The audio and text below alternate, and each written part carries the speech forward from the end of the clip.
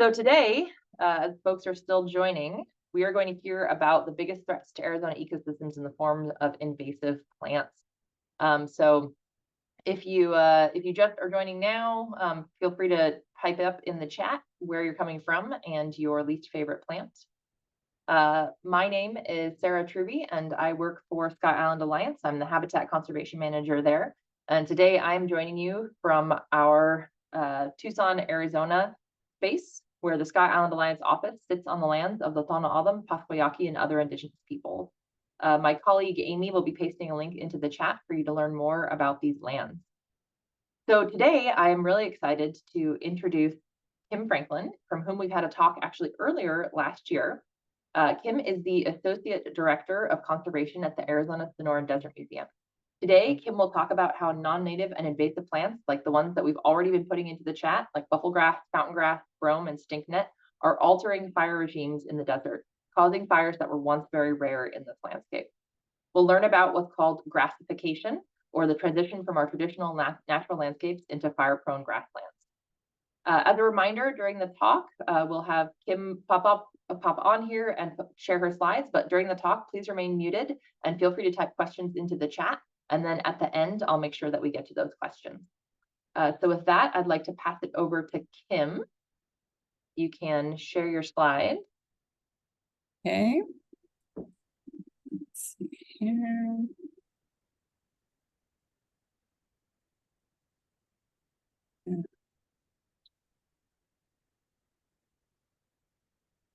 Awesome, that looks great. Thank you, Okay. Kim. Okay. Thank you so much, Sarah. Thank you for the invitation. It's an absolute pleasure to be back. I was here last year to talk about bees. Pam Rossiter, who's co-chair of your board, connected me to Sarah and others at SIA, and I'm back now to talk about something totally different, but does relate to bees, fire in the desert. It's something I work on quite a lot. So I just want to start with a little background. The Sonoran Desert, the Mojave Desert, they are relatively new ecosystems. And by that, I mean that the combinations of plants that we see in the landscape today are very different than what you would have seen 10 to 15,000 years ago. So these are new assemblages of plants. And as a result, there's a lot of niche space, still open niche space. You have all this bare ground here that is underutilized. And with more times, we certainly would expect species to evolve and take advantage of that space. And that's in contrast to African savannas and other grasslands in Asia that are very old ecosystems, millions of years old. And the grasses that are the dominant species in these ecosystems have had hundreds of thousands to billions of years to evolve to withstand drought, fire, and heavy grazing. So as a result, these grasses are incredibly robust. And as a result of globalization, we have moved these species across the planet. And so these grasses are the ones that are driving the fire threat in the Sonoran Desert. So Sarah asked, what are your least favorite invasive species? I would say that, the most problematic ones here in the Sonoran Desert are the ones that are altering our fire regimes, that are really driving the conversion of desert to grassland. And so this is the grass fire cycle. So grass moves into, in this case, this is a Joshua tree, so it's the Mojave Desert. As the fuel builds up, eventually there will be a fire. The fire leads to the death, the mortality of most of the native species, but these grasses thrive on fire. And so with repeated fires, you get the conversion of these desert ecosystems into grasslands. And so these are the grasses that are most problematic in our area right now. So there's two categories here. We have summer perennials, and that's the buffelgrass that we here in Pima County are most familiar with. And fountain grass is another one. Yellow blue stem is a new one, relatively new, that's in our landscape now. And then, so these grasses love warm weather. They thrive in the summer monsoon season. And then we have this other category, which are winter annuals. And that's red brome is probably the most abundant one of those. There's also a grass called Mediterranean grass. These thrive and grow, reproduce during the winter, especially when we have wet winters or 2 consecutive wet winters in a row when their seed banks can build up. And they can very quickly just form a carpet of fuel from throughout the desert landscape. I also wanted to mention here that this is not just a problem for us here in southern Arizona in the Sonoran Desert, but for all the desert ecosystems in North America. So up here in the Great Basin, you have cheatgrass covering millions of acres now. And the Mojave especially has a problem with winter annuals. So I thought I would really quickly just go through some of these species. There is an absolutely fantastic talk by Dan Beckman as part of the series. It was February 8th, 2024. And he goes into these species in more detail and tells you how to identify them. And so I would highly recommend, if you're interested in this topic, to go check out that webinar. And I think Sarah's going to share the link for that talk. So probably the most familiar one is buffelgrass because it's all over the landscape in the urban and wildland environments. It's a big bushy grass. It provides an immense amount of fuel. It burns very hot. And it really thrives in the Sonoran Desert. Here's an image from Saguaro National Park. This landscape is now just entirely covered with buffelgrass. And recent work by a scientist named Peter Breslin on Tumamoc Hill, where they have the longest continuously monitored population of saguaros in the world, and a lot of buffelgrass, has shown that with about 20% buffelgrass cover, you have no more establishment of saguaros. So in a landscape that you're looking at here, where we have, much closer to 100% buffelgrass cover, those are the last. You can see some saguaros in this image if you look carefully. Those are the last saguaros in that landscape, unless you do something about the buffelgrass. Fountain grass was actually brought in as an ornamental, and it is a quite beautiful grass. But if you let it go, it will completely fill in these riparian areas. And this is where the bulk of our biodiversity is. And then it can carry ribbons of fire through these waterways in the Sonoran Desert. It's a very close cousin of buffelgrass. It's in the same genus. And just to mention that it's not just North America even that's dealing with these grasses. This is fountain grass in Hawaii. So they have a very big buffelgrass, fountain grass problem. And in fact, these 2 grasses were grasses that fueled the fire in Maui and Lahaina. And then onto the winter annuals. So these are the grasses that thrive in the winter, especially when we have consecutive wet winters. Probably the most abundant one and the one that's driving the most fire is red brome. This is when it's green here. You can see it in the background. And this is actually a photo that I stole from Dan Beckman's talk I mentioned, where it dries out. It's not a fun grass to walk through because the seeds work their way into your socks. They work their way into the hooves of grazing animals. It's really not a pleasant species. This grass, Mediterranean grass, is actually, if it's not a terrible one in terms of walking through it, but when it forms a dense carpet like this, that just allows fire to move from one location to another. So these 2 explode in wet winters.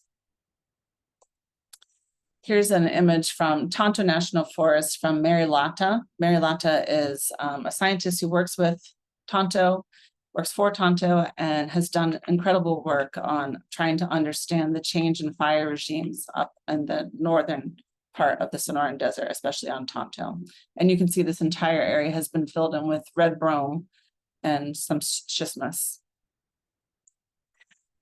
There's been a lot of fire to the north of us. There's been some fire here, but especially to the north. And I have to apologize. I'm getting over this cold. I have a dry cough, so my apologies for having to keep stopping and taking a sip of coffee over here. I don't know if many of you have driven the Beeline Highway. It was a scenic highway, and it will always be a scenic highway in terms of the landscape, but the vast majority of the desert along the Beeline Highway has burnt multiple times now.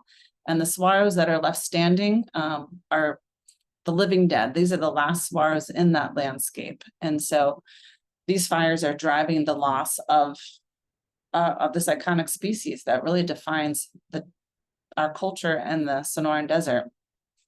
Here's the newest winter annual that has caused a lot of excitement, stinknet. It's a very smelly plant, like its name would suggest. It has these perfectly spherical yellow flowers. And it can be very small in stature, and it can also be, 2 feet in stature, depending on the rainfall. It germinates with each successive rainfall in the winter, and it can just engulf entire landscapes. And that's what's happened up in Maricopa and parts of Pinal County. So here's just a landscape full of stinknet. When it dries out, it becomes a fuel for fire. It's extremely abundant in the Phoenix metro area. Here's like an area near Cave Creek, a drone image, and it's becoming more abundant in Tucson, and we are working really hard to try and prevent it from becoming the nightmare that it is up there here in Pima County. So these invasive species are fueling fire in the desert. And fire certainly has always been a part of the desert, but in the past, fires were small, they were infrequent, they weren't severe, they didn't lead to a high mortality of our native plants.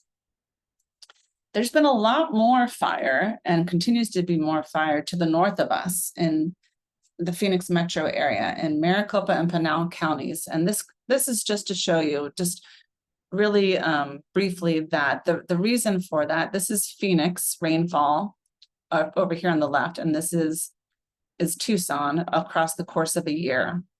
And they get a lot more of their rain falls as winter rainfall. And that fuels these winter annuals. And the winter annuals, they can just explode with 2 consecutive wet winters and create this carpet of fuel across the landscape. In contrast, we have a bigger problem with summer perennials because more of our rain falls in the summer. And the summer perennials, the rainfall is spottier, the summer rainfall, and the summer perennials also, they don't explode to the extent that the winter annuals do in a single year. And so they're not, buffelgrass patches are growing and expanding, and I'll show you that, but they don't form these carpets that blanket the entire landscape with just one wet summer. But both are problematic. So we definitely have had fires here in Pima County. This is the Mercer fire. It was in August 2017. It was 25 acres. Oh, actually, I think I have the date wrong. I think that was August 2019. This is a buffelgrass patch in the Catalinas. It was 25 acres. It was actually drizzling that night. It was started by lightning, and it burnt out when it got to the edge of that patch. This is what, here, I'm showing you the location of this fire. The yellow is where the fire took place. Everything in red here is buffelgrass patches. This is Melpomene Way, and this is the Catalina Highway here. This enormous patch of buffelgrass is Soldier Canyon.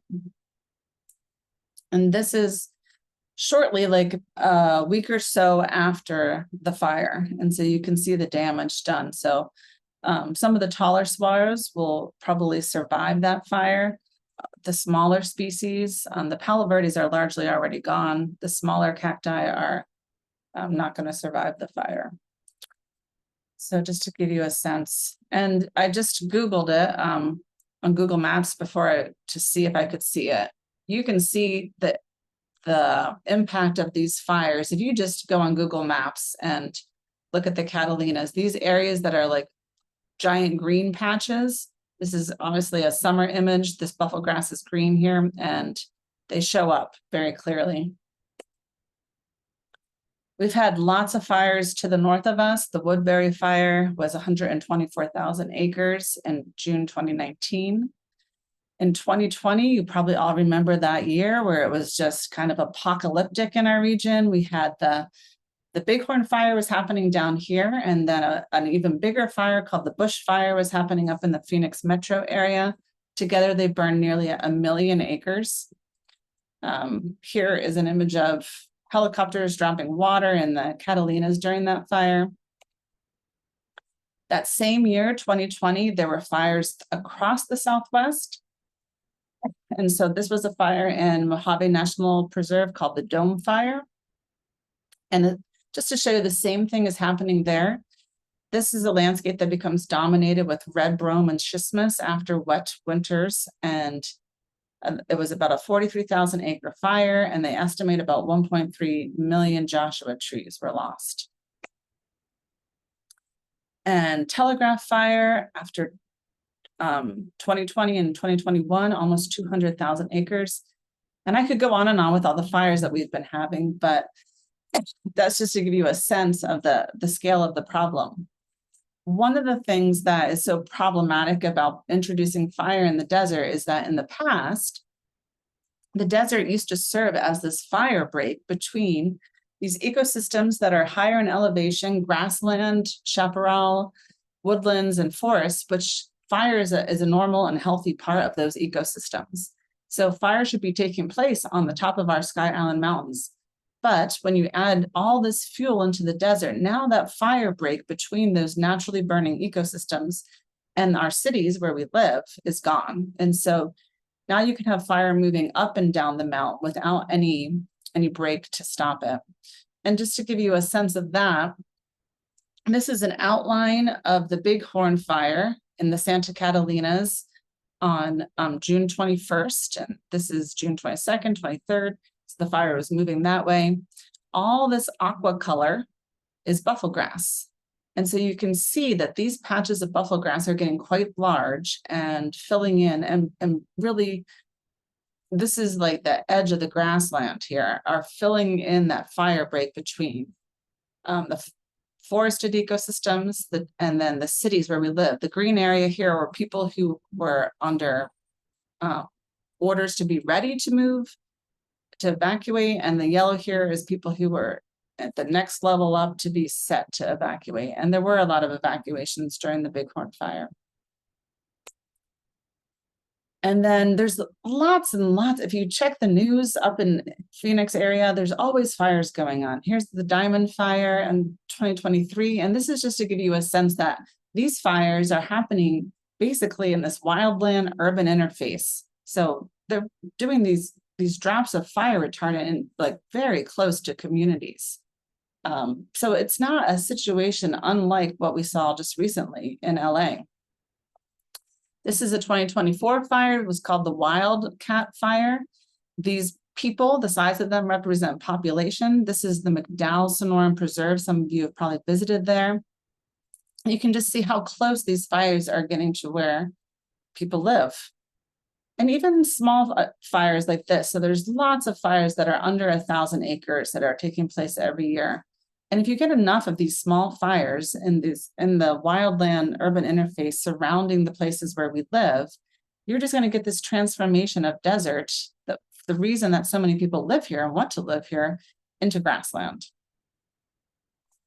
And I did want to mention that there's a lot of this fuel in Tucson, the city of Tucson. It's an urban fire problem as well. I work a lot with the fire community, and they are fighting lots of buffelgrass fires in the city. This is a motorcycle shop that burned down as a result of a buffelgrass down the alley that caught fire when someone, I don't know, threw a cigarette or something. And this is just like a vacant lot next to someone's house that's absolutely full of buffelgrass. And when that dries out, there's just an enormous amount of fuel right next door.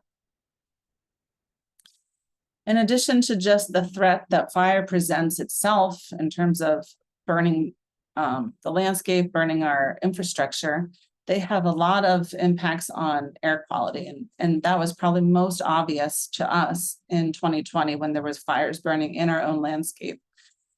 But we do have reduced air quality when California is on fire and it's coming, the wind is bringing it to our region. There are are currently threshold set for ozone and other air pollutants, and we exceeded those 8 times during the summer of 2020. And Phoenix right now is really struggling with exceeding these ozone limits, and wildfires are part of it. So what I really wanted to talk about today is what we can do about it, so we don't end on, like a really gloom and doom note.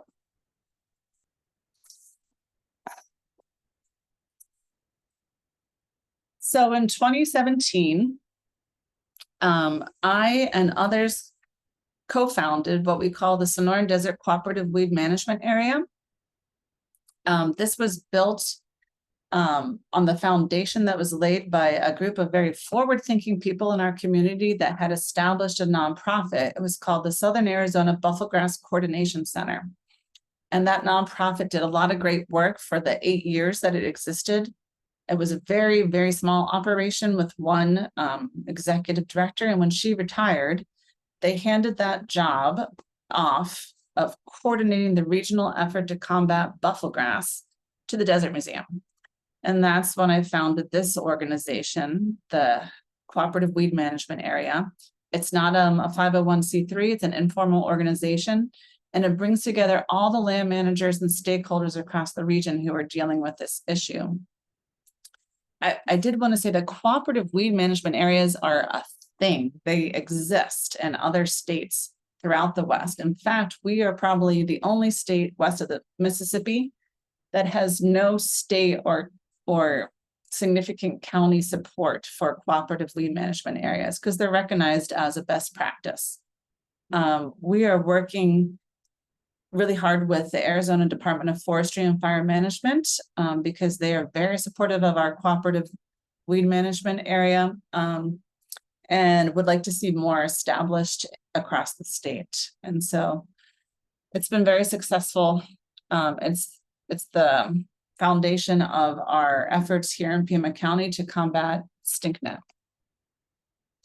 One of the biggest things that we do through the cooperative weed management area and with the support of the Desert Museum marketing team is public outreach, because without having the public on board, being aware of the problem and understanding the problem, we're not going to have success. And so this is a mural that was created last year. It was painted by the community. It was created by an artist named Wesley Fawcett Cray. And it's on 2 walls that are in Sentinel Peak Park, so you can go see it. It was hugely successful. We were able to bring out people who normally might not come out for a buffelgrass pull or an invasive species removal event, but over 250 people came out to learn about this issue. So I'd encourage you to check it out. We're trying to use more comedy in our efforts to raise awareness and understanding of this issue. And this is a really fun video, kind of like spoofing and 80s workout videos. Some of you may know Perry Grissom, who's retired restoration ecologist, led Saguaro National Park's Buffelgrass program for almost a decade. He stars in this video, so I would encourage you to check it out. And the other good news is that we really do have effective ways of controlling buffelgrass. So particularly here in Pima County, we are in good shape. It's much more challenging to control the invasive winter annuals. And so we'll talk about that a little bit. But there are volunteers in our community who for the past 25 years have been digging up buffelgrass in Tucson Mountain Park. And that's the reason when you drive over Gates Pass, maybe you're going to the Desert Museum, you still see these stunning, really forests of saguaros because of the work that these people have done. So being here in Southern Arizona and in Tucson in particular is a really great place to be doing conservation work. You have organizations like Skyland Alliance, who the volunteer effort that you coordinate is amazing, and Pima County and the Desert Museum coordinate these volunteers. The main way that we control buffelgrass at a larger scale, say in Saguaro National Park or Coronado National Forest, is with herbicide, because we have massive stands of buffelgrass. And so in the image on the left here, you can see 2 people who are out spraying buffelgrass with a chemical called glyphosate. It's the It's the common chemical known as Roundup that you can buy at Home Depot.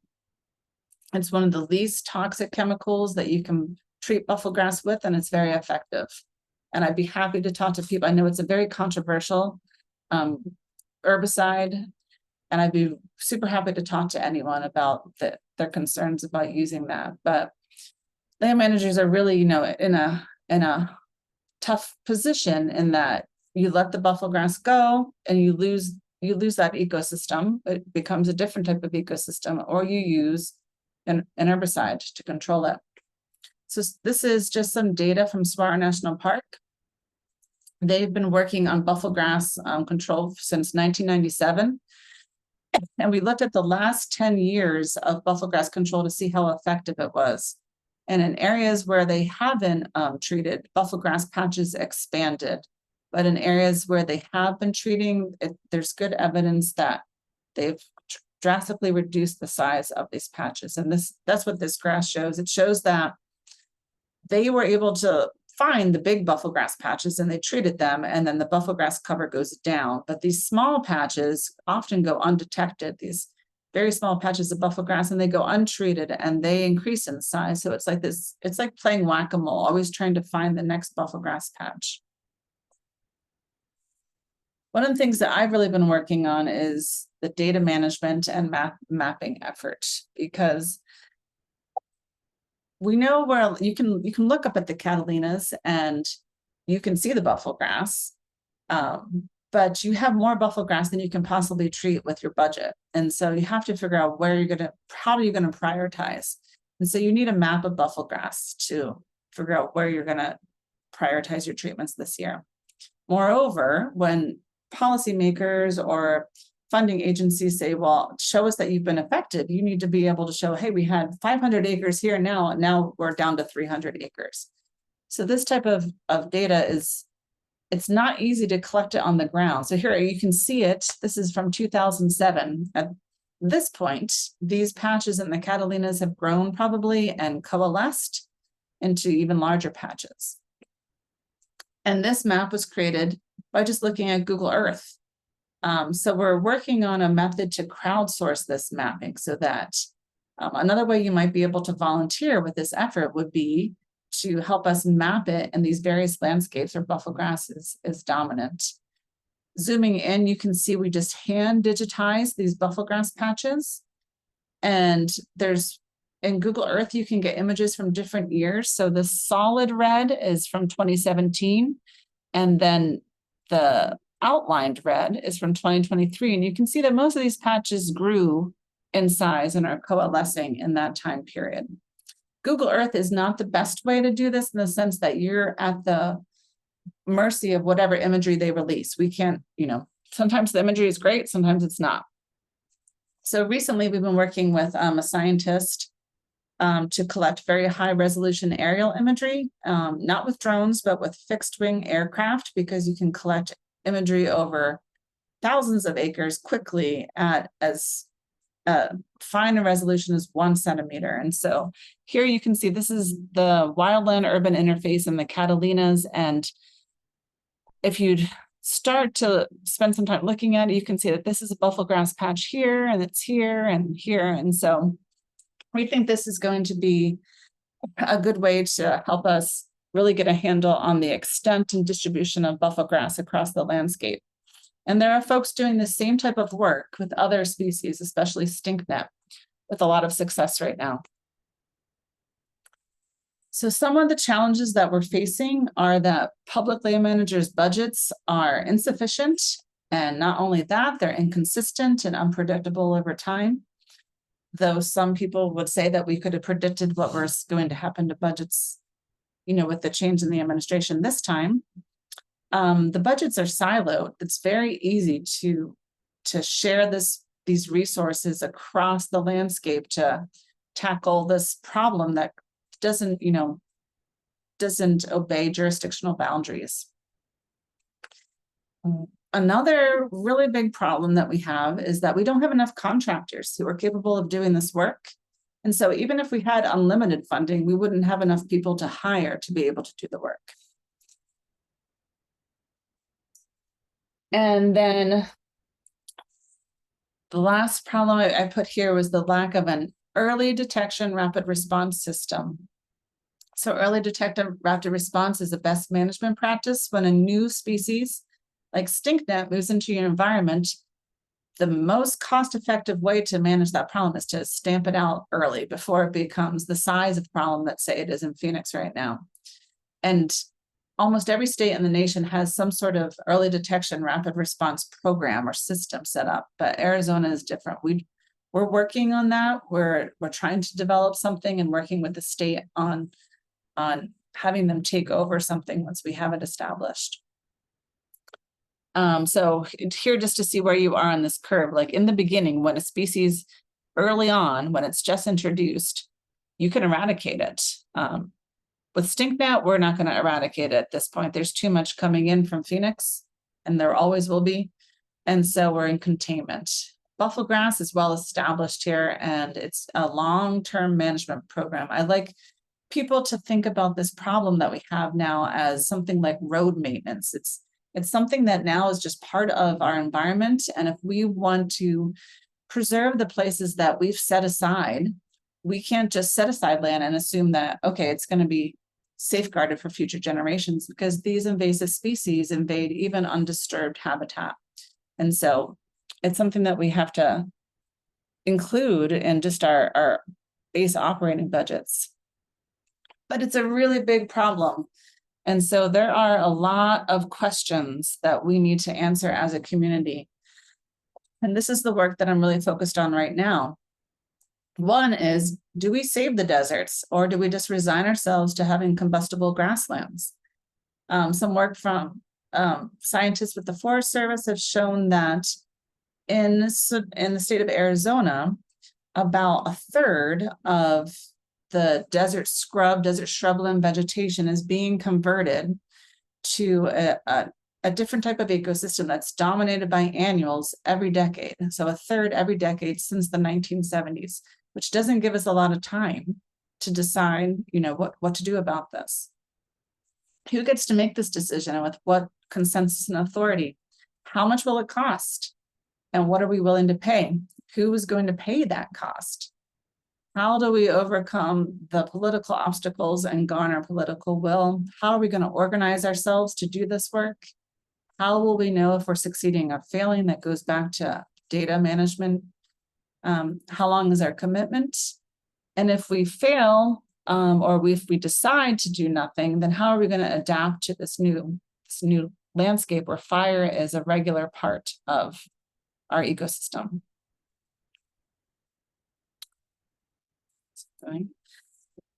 So about 2017, maybe 2018, I started working with Liz Baldwin. Dr. Liz Baldwin is a professor in the School of Government and Public Policy, and we started examining these types of questions. We brought social scientists in because a lot of these questions, are out of my realm of expertise. And we have had a NSF grant. We're using buffelgrass as a case study. That grant is just about over. We applied for a new NSF grant to really expand upon the work we're doing to include the winter annuals and to a much broader geography. We submitted that grant in January to the National Science Foundation. So it's unlikely that grant will be funded, but we're continuing this work anyways. Liz has done a lot of survey work with colleagues at the University of Arizona. This was Liz and her colleague, Jose Soto, who's an economist and faculty member at U of A. And the great news is that people are aware of this issue, and they know it's a problem, and they want to do something about it, at least the majority of people. And so we're expanding the survey work up into Maricopa County to see if the sentiments up there are similar to what we have here in Pima County.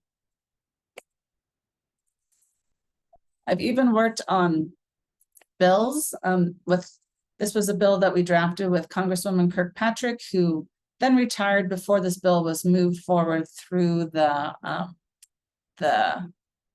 committee, the Natural Resources Committee in Congress. And that's what one of the things that Liz and I are working on now. What types of solutions can we put into this legislation, and hopefully increase our effectiveness with dealing with this problem before a disaster on the scale of Lahaina or LA would happen here.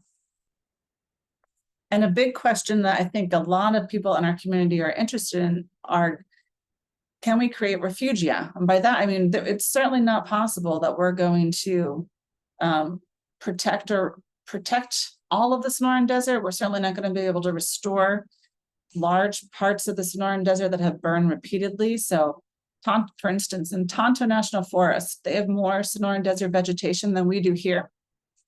In Pima County and Coronado National Forest, for example, in the past 3 years, a quarter of their desert has burned. And so they are starting to think about, how do we manage not this desert landscape, but we're going to manage it now as a grassland, because that conversion has already taken place. So I think that we are well positioned here to have refugia, and that could buy us some time to think about, how are we going to manage fire to protect these in the future. Jim Malusa, a colleague of mine and a research scientist at the U of A, recently retired, he has put forth this idea of creating fuel breaks through the desert, and others are on board with this and thinking about how we might do this. So this is an image from the Bighorn fire, and this is just a little trail. Given the weather conditions, the wind was not wild. It was not like what you saw in LA. A trail as small as Finger Rock Canyon Trail was enough to serve as a fire break during the Bighorn fire. So there's real potential for these solutions. And then, I apologize, this cough. This is the work, these are the aims of the work that I'm working on right now with Liz and with Julio Betancourt. He's a USGS scientist, emeritus, who's done a lot of work. He founded the first nonprofit that he was a co-founder of that nonprofit, the Southern Arizona Buffelgrass Coordination Center. He is part of this effort as Molly McCormick, who is the program manager for Southwest, the Joint Fire Sciences Program, which is an organization that communicates, is like this liaison between scientists and policymakers communicating on this issue. And they have a big effort on fire in the desert that they're spearheading. And so these are the aims of our work right now. We want to generate, some long-term stable support for this effort, because right now we try and do this work with grants, and it's never been more apparent, though it's always been apparent, but never more than now, that you can't do this work through grants. It has to be, once you commit to an area, you need to be able to follow through. None of these species are eliminated from a particular landscape with one treatment. It's multiple years of treatment. And it's one of the really heartening things is that everyone who we speak to about this effort, mayors and boards of supervisors for different counties, they're all on board. They know that this is a problem and they want to do something about it. And so right now we are meeting with a variety of people, a variety of experts, and trying to put together these working groups to deal with this issue, to bring solutions that we think are feasible, including solutions in terms of funding. How are we going to fund these solutions to our policymakers, with the hopes that hopefully with the next legislative session, we'll have some legislation that we think we can recommend to policymakers to make a difference in this effort. And so that's my email address at the bottom. And if you're interested in learning any more about this effort, or potentially even joining one of these working groups, please let me know. And also, if you just have any other questions about any of this work, I'm happy to answer them.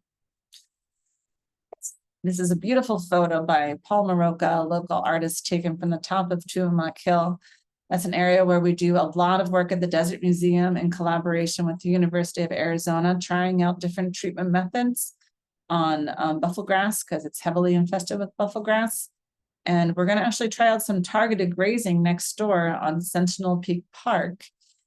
So stay tuned for that. You can't do any grazing or any ground disturbance activities on Tuamac because the archaeology is so fragile and so important. But yeah, with that, I think I'll open it to questions.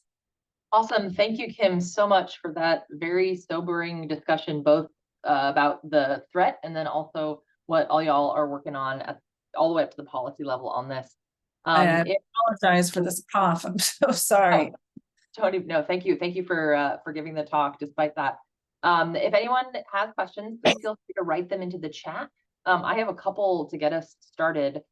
First of all, I just want to reiterate again, thank you for working on the funding pipeline, recognizing that the grant timeline just doesn't align with ecology. I think that is a very, very critical piece of this, having worked on it from the other side and trying to do invasive species work on a 3-year grant timeline. It's just, it feels exhausting. You're just always looking for more funding, always to make sure that you can hold on to those gains that you've made. So that, I think that's a really, really critical piece. And I haven't heard a lot of folks who are working on that. So thank you.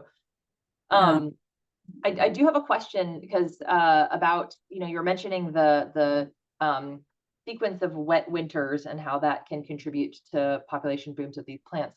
This year has been very dry, at least down here in Tucson. I mean, I only remember one storm in November and then a little bit of a rain, a trace maybe a couple weeks ago. I'm wondering how drought and invasives interact, if you could comment on that for a little bit. And are we looking at like a big boom this year, or is there a chance we might have a little bit of a reprieve? Yeah, anything on that? Yeah, it actually, we never like are excited. Oh yeah, we have a dry winter. It's so great. But for us, it actually is like a breather, because last year we had a fairly wet winter and we had a lot of stinknet come up in Tucson, the most we've ever seen. And we were sort of hoping that we would not have a second wet winter in a row. So it's a La Nina year. It's going to be very dry. It could mean that we will have a pretty significant fire season starting in June, especially, buffelgrass is a perennial, so it's always present on the landscape. And so that's a threat. But it does give us a little reprieve from that. And then when you have very severe drought, like we had in 2020, we did see even some buffelgrass mortality in some of the driest parts of the Sonoran Desert. So one of the things that's interesting that seems to be happening with climate change are these more dramatic swings between wet and dry weather events in fairly short periods of time. So you might have a ton of rain. LA had this. They had 2 abnormally wet winters, and then it's been very dry. And that just sets the scene for explosive fire across the landscape, especially if you have these Santa Ana winds. Yeah, for sure. We do have a question in the chat about treatment of buffelgrass. And the question is, after treating buffelgrass, do you have to go back and remove the plants after they die? No, we don't. Way back when we started, we tried to do that. It makes more sense to leave those buffelgrass plants in the field, and they sort of act as a mulch, and they actually prevent seedlings from coming up, and they decompose with time.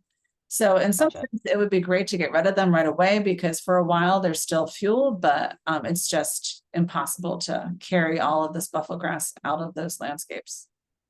And then kind of related to that, you mentioned the 20% grass cover is enough to reduce saguaro recruitment of baby saguaros. So how long does it take for them to decay to allow the, saguaros to come back? That's a great question. Yeah, we don't know. That's a great question. But it would be interesting if, they've been monitoring the saguaros on Tuamac since I think it's 1908. It might even be earlier than that. And so they're going to continue monitoring those, and we're going to continue treating buffelgrass. So hopefully in another 10 years, maybe we can answer that for you. Another related question is, dead buffelgrass less flammable as a fuel source than the live dormant buffelgrass?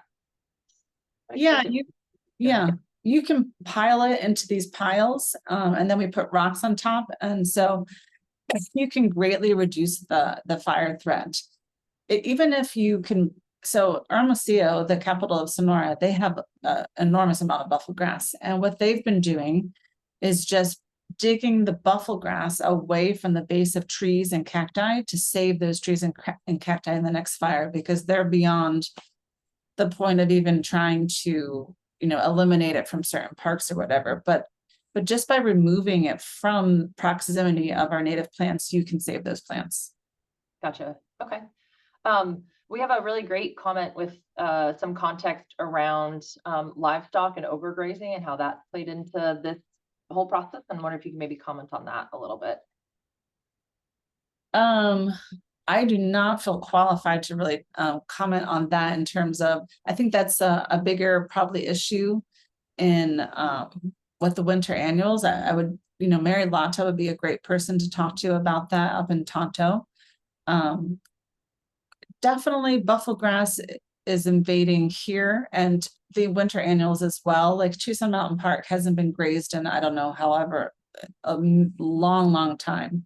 And it doesn't need that disturbance to facilitate the invasion of buffelgrass. So yeah, buffelgrass and all these other invasive grasses are not as palatable as our native grasses. And so you have to sort of force these grazers to eat those grasses first. So it makes it targeted grazing a little bit of a challenge, but.